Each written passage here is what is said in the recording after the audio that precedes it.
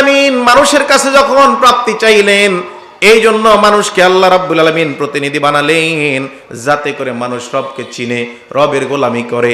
এখন এই দুনিয়ার জমিনে আমি আর আপনি কি আসলেই রবের গোলামি করি? কথা বলেন, করি?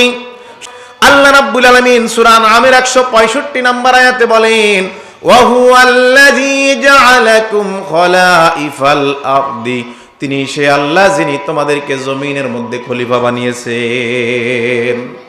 সুবহানাল্লাহ লাগে নাই? আর শরীয়তপুরবাসী, আল্লাহ রাব্বুল আলামিন কি বুঝালেন? আল্লাহ এই দুনিয়ার জমিনে কি দিলেন দায়িত্ব?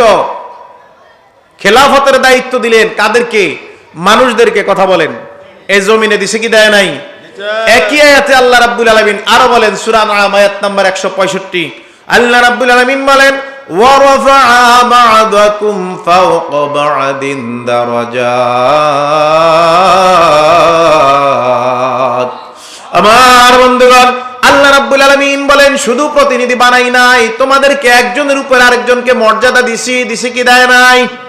মেম্বার আছে, তার উপরে চেয়ারম্যান, চেয়ারম্যানের উপরে কে আছে বলেন? এমপি আছে না নাই? এবার প্রশাসনের দিকে তাকান, আপনার দেখতে পাবেন ইউনিয়ন থেকে শুরু করে সেই সচিবালয় পর্যন্ত প্রশাসনের মধ্যে একটা মানুষের উপরে আল্লাহ রাব্বুল আলামিন আরেকটা মানুষকে মর্যাদা দিছে কি দেয় নাই? তো আল্লাহ রাব্বুল আলামিন বুঝাতে চাইলেন কেন মর্যাদা দিলাম। এক আয়াতে রাব্বুল আলামিন বলেন, লিয়াবলুয়াকুম ফীমা আতাকুম, ও বান্দা তোমাকে পরীক্ষা করার জন্য মর্যাদা দিছি। কিসের জন্য? কথা বলেন, কিসের জন্য মর্যাদা দিছি? তোমাকে পরীক্ষা করার জন্য।